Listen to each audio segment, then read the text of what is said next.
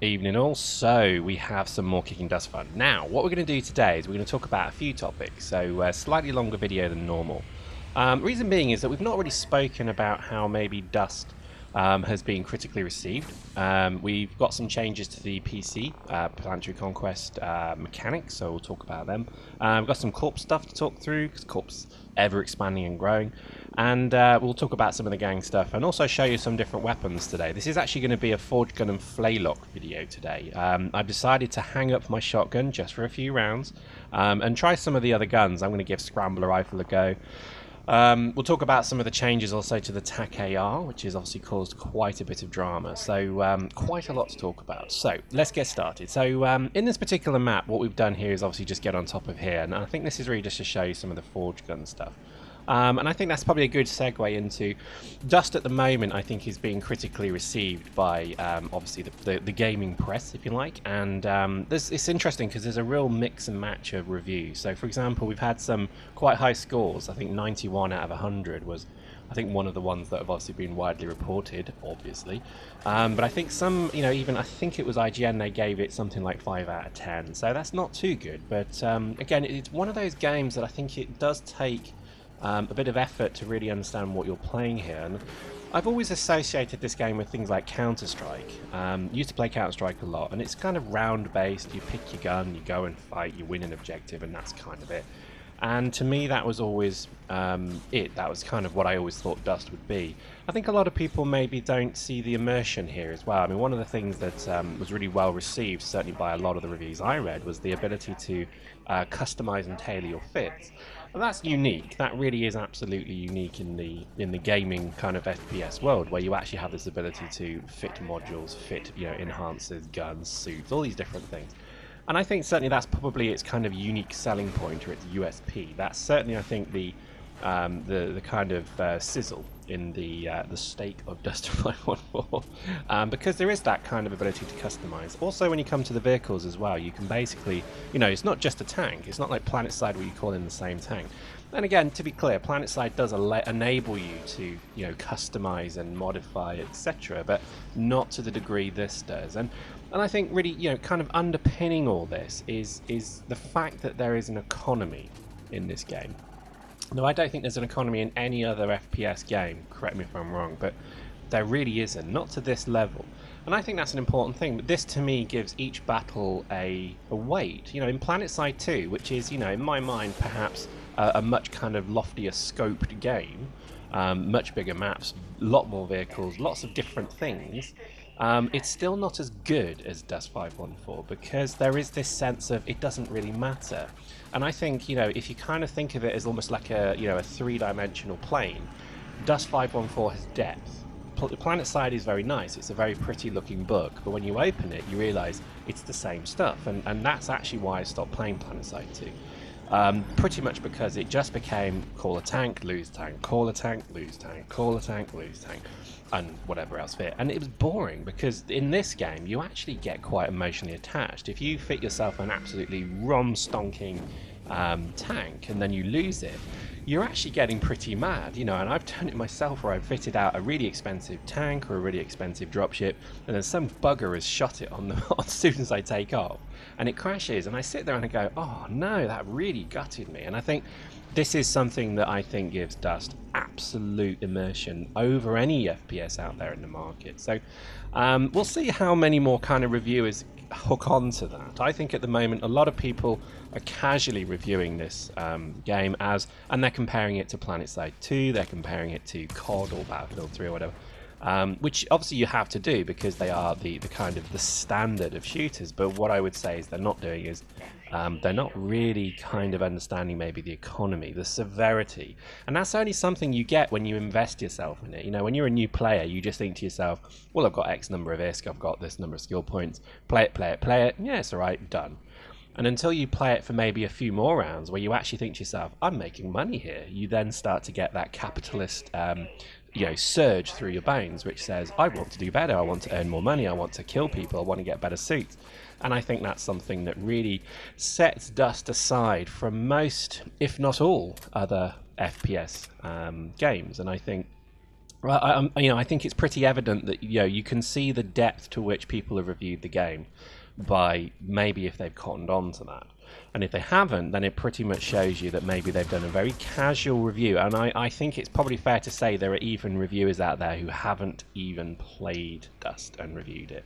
They've watched a few videos or something, which is disappointing. So I think just bear that in mind. I think the reviews at the moment that I've read are very good. I think they're filled with a claim for what CCP have done in terms of the multi-level game design, the depth and scale and scope of the economy, etc. And I think that's where they'll make their merit. Now, what I think they need to focus on now is the maps, it's the depth, it's the additional things. They've got an audience, but that audience is starting to wane because we're playing the game pretty much to ad nauseum now. So we're getting to the point now where unless something new comes in, it's not actually that interesting to play anymore. And I think this is a real concern I have, is that we gave PC a shot. We're about to give PC another shot, by the way, but I'll come to that.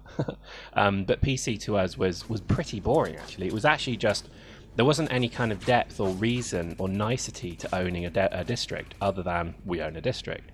And if anything, it was actually a burden because we're pretty much casual corp, casual gamers, etc. And to have to kind of regiment our play and then have to be online and was a shock to us. So I think that's why we did actually at the end just start to give up, because we didn't really want to be told when to play. But we'll come to that because there's been some changes to PC, which again nicely segues into that conversation.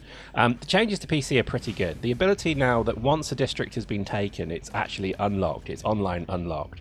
So that means you can actually change the timer of it, which was again an issue for us, is that we were assaulting stuff, or rather we were defending stuff, and we couldn't change the flipping timers, and we just got constantly spammed, so that you'll get an hour's grace before the next hit comes, which is absolutely brilliant. So really chuffed with that. I think also the ability to have CEOs and directors remove players from the the war barge is a fantastic addition as well. I believe that's coming in soon. Mixed messages on when that's coming in. I did hear it was today, which is what, the 6th, but I don't know. I'm not sure if it's actually going to come in at all, but it is a really good mechanic that I think puts us back into the PC battle, because it was too listless, it was too guideless to when we were doing it to actually get some kind of control of the situation. We were just reacting all the time to people hitting us, which kind of sucked. But I can announce we're going to come back into PC now. We've got a massive amount of ISK stockpiled that I'm kidding, we don't actually, but we're about to start the PC battles again. And we're going to do it in a kind of trolley way. If you haven't seen the map, it's well worth looking at the map. I mean, for example, SVER had a really lovely position where they took a whole planet. They managed to spam a whole planet. And from that position, you would assume that they're pretty much golden. But it's fantastic because Imperfects are attacking that planet now, and they're actually starting to lose districts, and it's looking pretty shaky, I must admit. So that shows you that if you have a kind of dedicated approach to PC battles, you'll probably do quite well. So I think we're going to mirror that tactic. We're going to find someone, we're going to go at them and just keep hitting them continually, because at the end of the day, ISK is never really a problem in this game, which again leads me nicely onto our next topic around the corp. We've had a lot of issues with the corp people. Basically, people have gone and spent all the ISK that CCP gave them. Now, some people have asked for loans, which is perfectly fine. We're not giving you loans, but to ask for a loan makes sense. But we've had a number of people demand that we give them ISK. They think that we're rich, like mega rich. And it's been quite funny. So we're actually losing a few people from the corp, but what's hilarious is that if you go to our stats, you'll see that we're the 4th biggest corporation in Dust now, soon to be the 3rd. We're hot on the heels of OSG and OSG, PRO, and we're basically about to overtake them. So if you want to apply to our corp, please do so. We have an open door policy, and let me be very clear on this. That means you can come and go as you like. I mean, again, we've had so much drama lately with people feeling that they're locked. This is a prison or something. So when this whole ISK thing hit, we started to have some real drama come through. So just to be very clear to everyone, Dust is a game, and your corporation is a load of pixels and informal agreements between human beings. There's nothing keeping you in any corp. So A few of our people are really kind of, you know, oh, they want to go, they want to stay. You know, there's a lot of, you know, kind of emotion around this. Please, you know, understand this whole process is, you know, we've seen this in E for 10 years. A lot of people get invested in a corporation and they feel like they're betraying it if they leave and want to go elsewhere. And also they feel that, you know, others are doing that. So, you know, and so on. So as it stands from us, we absolutely have no problem. And for every kind of one person that we've got leaving, which I think is maybe, you know, I can't actually think we've got a great deal of people leaving. We have something like 40 to 50 applications a day to the corp. And this is ridiculous because there's only a few directors online and most of us are generally pretty much out of it by the time we get to play. So it's an interesting one. So if you do have an application in, I do apologize, we will get to it. You know, we're just pretty terrible at this game. So we're usually just trolling around. So there we go. I think, you know, that hope that addresses kind of a few of the corp issues. I mean, again, you know, if people have spent all your risk, don't expect the corp to bail you out, and nor should you. I don't really get why people got really kind of emo with me about not giving them money. Now some dudes actually ask for a loan, which is fine, but again, we can't do it. We don't have the spare risk, we really don't. So there we go. I'd be interested to know how other corps have dealt with this kind of ISK situation, because, you know, it's CCP's fault and it ended up screwing over corps because people got angry at the corp because the corp wouldn't bail them out. And the simple truth is, no corp can. You know, we've got almost 900 members in the Unholy Legion now. How on earth would we bail out that many people? But anyway, so there we go. And I think the last topic we have is maybe guns. I know it's taken a while to get onto it, but as you can see, I'm basically trying out the Flaylock here. John McGeechee uses Flaylocks quite exclusively, and I've always kind of interested to see how they are, so I decided to have a go with one. And we actually formed a little bit of an impromptu Flaylock gang here.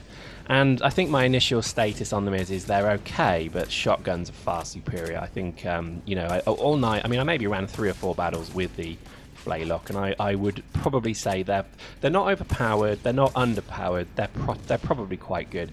How people use them, I don't quite understand, because I mean, I'm showing edited footage, I'm not showing all the bits where I get shot down, missing every time, then having to reload. So I think if I had a slight complaint about them, they are pretty difficult to hit anything with.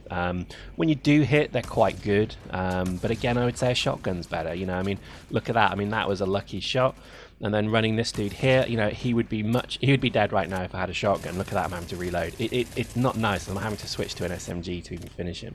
So I think Flaylocks are good. I'm probably not going to run with them too much more. I think this was good to test them, but I'm not totally sold on them. Shotguns seem to be quite good. I've had a few challenges with the controls of them yet again. It could be because they did a new patch or something. But again, just keep persevering and you'll be okie dokie. Now, somebody did tell me that if you disable your controller if you're using a mouse and keyboard, that does help a bit. So I'll certainly try that out. So there we go. Interesting one today. I think it was. You know, we originally started to do this battle thinking that we may just camp, but in the end we ended up basically, you know, just running around. 24 assists, not bad. 24 kills is actually pretty good. But again, I would say the team gave up, our enemy team gave up pretty much halfway through. And in fact, I would say that a number of the people you saw me killing at the start dropped out towards the end. Oh my god, how terrible is that? Anyway, there we go. Hope you enjoyed that. I think, you know, get behind Dust. I think a lot of players are kind of shit posting about Dust. We didn't talk about Attack AR, so we'll talk about that next time. But I think as it stands right now, this is still a very good game, and I would recommend everybody, if you want to see this game have a very long future, you need to get behind it and start supporting it, if you're not currently. So there we go. Hope you enjoyed that. See you next time.